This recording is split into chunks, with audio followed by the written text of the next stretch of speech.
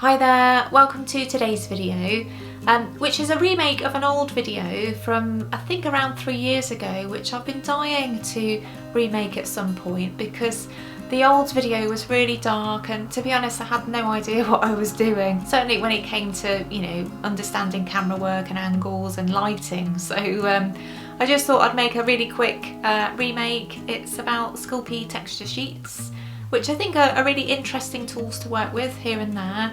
I don't use them very often, if I'm honest, and certainly some of the ones included in this pack I've never used, so it would just be really interesting to kind of see what they look like. So yeah, just a short video this week. So I hope you enjoy it. I'll leave a link below should you be interested in acquiring some texture sheets for your own polymer clay tools collection. So yeah, hope you enjoy. So to start, I've managed to salvage some footage from my first video.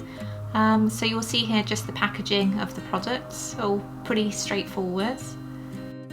And inside there are two large sheets. One is a pattern all of itself, and that's called Snakeskin. And the second sheet has 6 mini designs within it, so you just need to cut those up. And the 6 mini patterns are City Map, Copper Ceiling, River Rocks, Fishnet, Cheetah and Graphic Flower.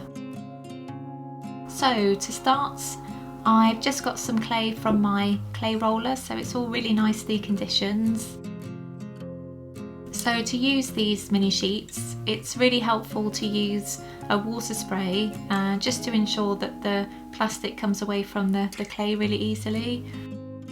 So it just needs to be placed on top of a similar size piece of clay and then roll over with your acrylic roller. Now, I don't seem to have exerted enough pressure on this one. It's not come through very well, so I'm just going to try that again. I'm not sure which design this is because it doesn't really tell you which one's which. I don't suppose it matters very much though. And yeah, this is a much better attempt. You can see the definition quite clearly.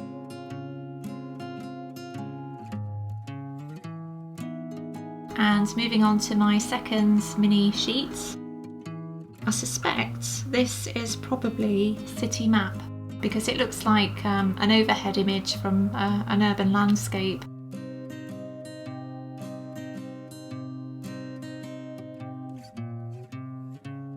So there we go, that's come out quite nice.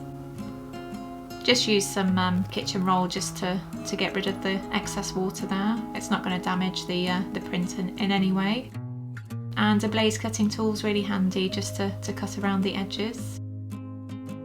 So there you can see it up close, and you know, I'm pretty sure that's City Map. On to the next, and I'm going to guess that this one is River Rocks, maybe. Gosh, Cheetah. Not quite sure, but let's see what it looks like once I've put my acrylic roller over it. There we go, just take off the excess water again. And there we have the imprints. This is quite a nice one because there's 2 different levels there, which makes for quite an interesting effect. So here we go with the large sheets, and I know that this one is snakeskin. So my clay isn't large enough for the sheet, as you'll see here, but I'll just use part of it just to see what it looks like.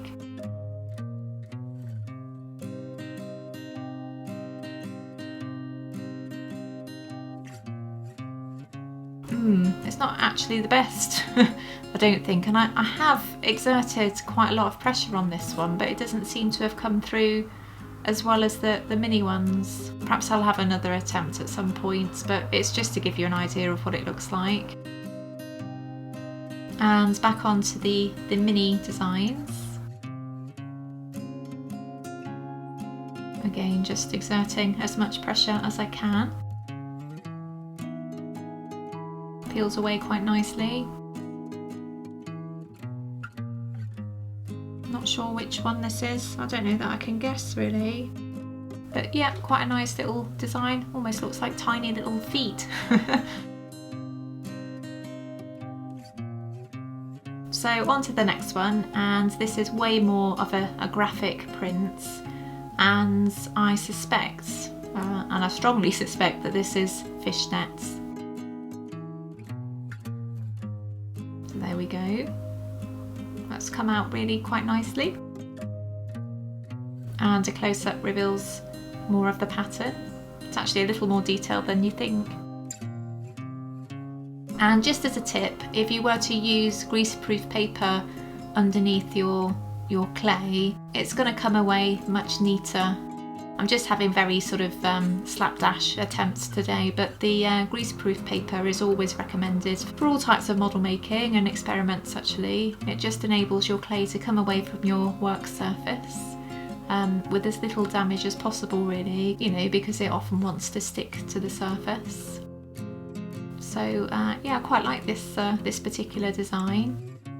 And just to demonstrate that some of your mini designs will allow you to have a repeating pattern, so because your plastic is pretty see-through, it enables you to line it up pretty well with your previous attempts, so it's quite a nice little feature really if you wanted to create a repeating pattern.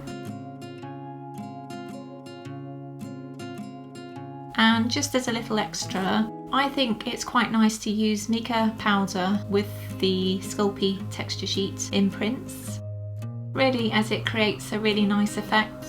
It adds an iridescence to your flat clay work, so it makes a really lovely sheen over the top, and I don't know, it just creates a lot more visual interest really.